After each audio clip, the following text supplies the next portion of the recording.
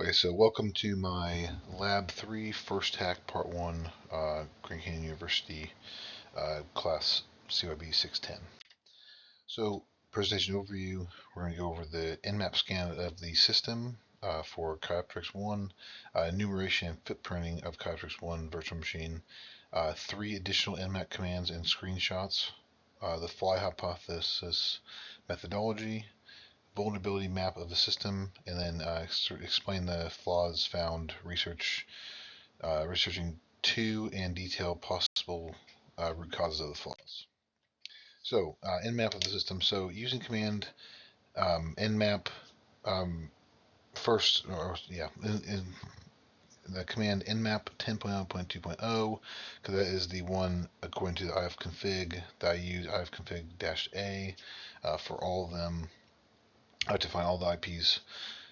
That is the one that I found after connecting to network and configuring my network and everything for that. So I did 10.0.2.0/24 to search all of them, and I did find one that was open is 10.0.2.8, and I connected this through Kali Linux virtual machine, of course. So now the enumeration and footprinting of the Kioptrix Level 1 virtual machine. The following slides will be those screenshots and the commands as well. So I used, back to what I was from the beginning, but this is also part of this as well. So I used ifconfig-a, and it showed me all of the IPs connected to my network. So the first one, 10.0.2.11, I know that is my virtual machine, my Kali virtual machine within my VirtualBox. That is my virtual machine IP address for the Kali Linux. So knowing that, since they are both connected to NAT network, I know that that one is going to be what my Kioptrix, I just don't know the IP address yet for it. So that's what brings me to the nmap scan, which I did in the beginning as well. So I know now that it is 10.0.2.8, mainly because there's port 22, port 80, port 111, 139, 443, and then 32768. All those are open ports. So that's what the nmap scan is going for, is scanning for open ports. And the scan shows open ports on that IP address. So after that, what I did is, just to ensure that we have connectivity through that port, I went onto Mozilla Firefox on the Kali Linux virtual machine, and I just typed in 10.0.2.8, the IP address, and it showed me the test page. So after that, you can right click on the test page. I don't have a picture of the right click, but this is the view source. So this is the web source on there. If you right click, it'll have a couple of different options. I think like 4 or 5 options, and you can go onto there and view web page source. And this is what it is. A lot of developers, it explains it in the school video, but I'll explain it on this one. So the developers sometimes forget to leave out certain important aspects like username and passwords, but obviously in this one, because it's meant to be hacked a certain way, it is left out of here. So following that command, I followed the video, of course.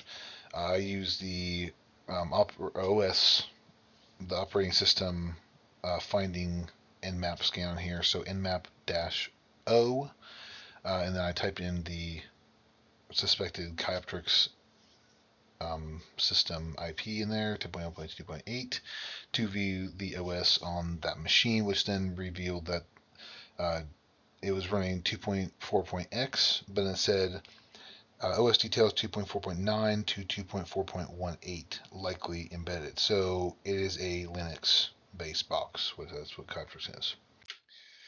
So after that, I use the command nmap-sv and then the Kioptrix 10.0.2.8 to determine the version of the service running on port.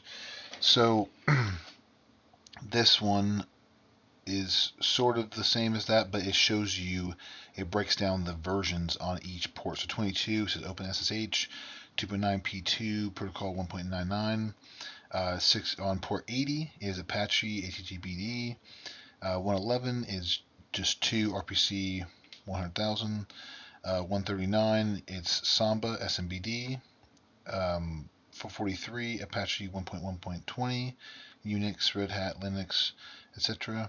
32768 is 1, which is RPC 10,024 or 100,024. So that right there says Oracle VirtualBox Virtual NIC.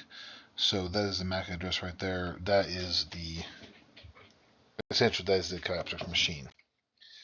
Finally, to scan all the ports on it, I did nmap tech P tech A and then 10.0.2.8, and it showed me all of the ports on it. So these next 3 slides are the additional ports that are required for this assignment as well. So I used nmap-ss, which is a TCP SYN port scan, which can reveal open, filtered, and closed port states. So obviously these are all open on 10.0.2.8. I could have also used 10.0.2.0/24 and revealed all the open ports on all of my IP addresses connected through the 10.0.2 IP. So the second one is a TCP window port scan. This is nmap tech SW, uppercase W, 10.0.2.8, and it shows that as well.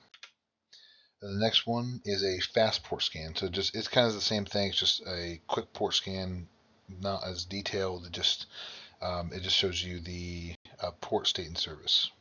Same thing, 20, 80, 111, 139, 44, 443, and 32768. So this file hypothesis methodology essentially is a very powerful technique used to identify potential weaknesses or vulnerabilities in a system, usually software, through structured and focused approach. So the cybersecurity analysts or professionals, whatever you want to call them, we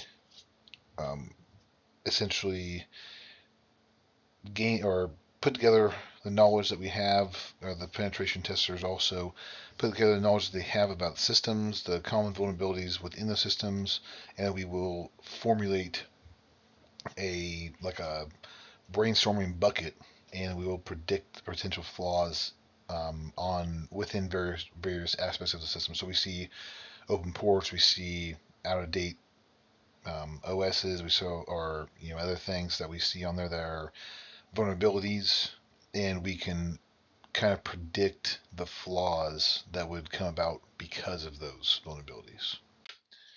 So after that, what I did is to create the vulnerability map, I used a NICTO scan.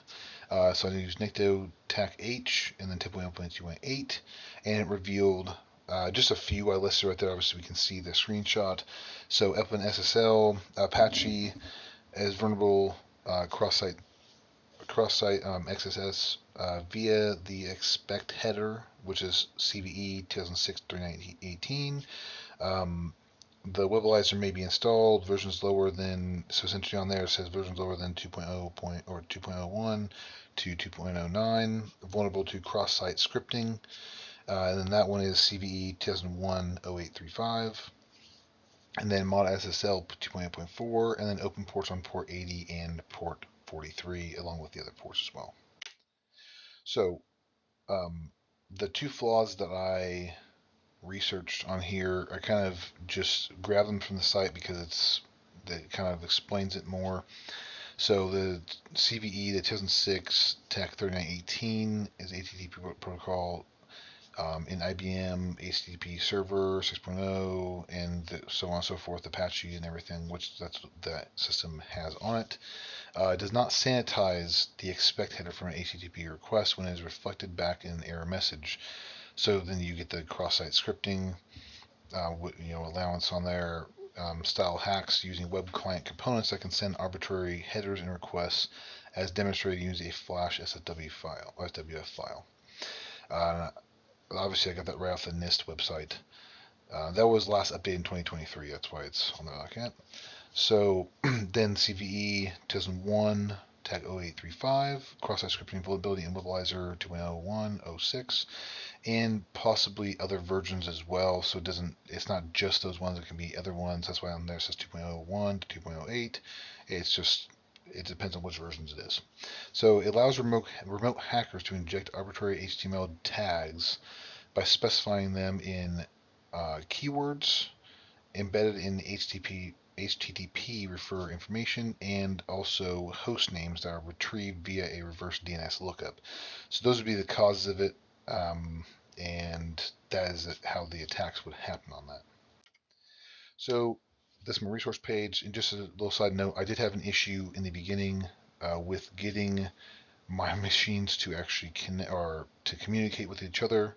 I tried a network, I tried all of this stuff. What I ended up doing is re-downloading Kali Linux and re-downloading Kioptrix 1, and then I just configured both of them to only NAT network. I used the PC Fast 3 under the NAT network, deny promiscuous mode on both VMs, and I got them to communicate, and that is how I fixed that as well. Obviously, I didn't put that in the slides, but just wanted to put a side note. If you have any questions at all, just let me know.